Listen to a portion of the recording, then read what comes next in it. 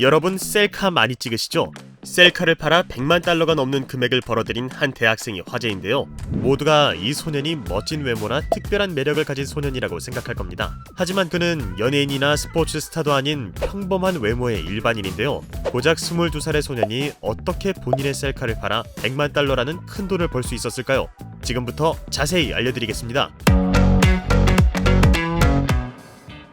요즘 온라인과 오프라인을 가리지 않고 한정판으로 출시된 제품을 구입하기 위해 새벽부터 줄을 선다거나 추첨에 응모하는 일이 그렇게 낯설진 않습니다. 하지만 이전까지 디지털 정보와 자료는 한정판이라는 단어와는 인연이 없었습니다. 몇 번의 클릭으로 손쉽게 자료를 다운받고 복사하고 배포하는 것이 당연했었죠. 그런데 얼마 전 사회를 강타한 비트코인으로 대표되는 가상화폐와 기반 기술인 블록체인 기술이 등장하면서 이러한 상식이 무너졌습니다.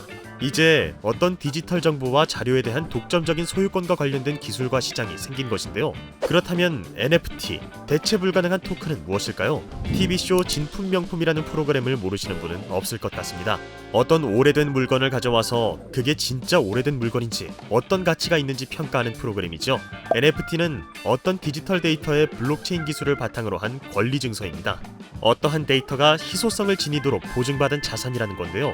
마치 하나밖에 없는 보석처럼 희소성을 통해 가치를 인정받고 자유롭게 거래할 수 있습니다. 그래서 새로운 투자처로 주목을 받고 있으면서 다양한 분야에서 활용하기 위한 관심을 받고 있습니다. 인도네시아의 한 대학생은 자신의 셀카를 NFT 거래를 통해 판매해 100만 달러를 벌어들였는데요. 우리 돈으로 12억이 넘는 금액입니다. 인기 스타도 아닌 평범한 22살 소년의 셀카 한 장이 금액적 가치를 갖게 된 이유 역시 NFT 덕분이죠. 2021년 3월에는 JPG 파일로 된 디지털 작품 하나가 최고의 미술품 경매인 크리스티 경매를 통해 약 780억 원 정도의 가격으로 낙찰되기도 했습니다. 이 작품은 크리스티에서 판매된 최초의 NFT 예술품이랍니다.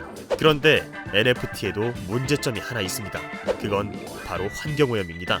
NFT는 이더리움과 같은 가상화폐를 기반으로 거래됩니다. 그리고 가상화폐는 채굴을 위해서 수많은 고성능 장비가 동원되어 막대한 전기를 사용하고요. 극심한 전기 소비 때문에 일부 국가에서는 전력 사용량이 늘어나는 겨울철에 가상화폐 채굴을 금지하는 것을 검토하고 있다고도 합니다. 따라서 우리는 NFT의 올바른 활용과 블록체인 기술을 이용하면서도 환경을 보호하려는 노력을 기울여야 합니다. 영풍은 세계 아연질은 4위인 영풍 석포제련소를 운영하고 있는데요. 낙동강 수질 오염 제로를 위한 무방류 시스템, 오염 지하수 차단 시설을 통한 수질 개선 사업은 물론이고 전기차 폐배터리를 재활용하는 2차 전지 리사이클링 사업도 진행 중이랍니다. 새로운 디지털 자산이자 다양한 응용 가치를 지닌 NFT에 대한 관심이 뜨겁습니다. 그러나 아무리 좋은 의도로 만들어진 경제적 자산이라고 해도 좋지 않은 결과를 가져올 수 있습니다. 술이 없는 청교도적인 세상을 만들기 위해 이행된 그 불법이 결국 마피아의 시대를 불러온 것처럼요. 경제발전과 환경보호 두 가지 숙제를 해결하기 위해 전 지구적으로 정부, 기업은 물론이고 개개인 역시 많은 노력을 기울여야 합니다. 이번 영상은 여기까지입니다. 유익하셨다면 구독과 좋아요 눌러주세요.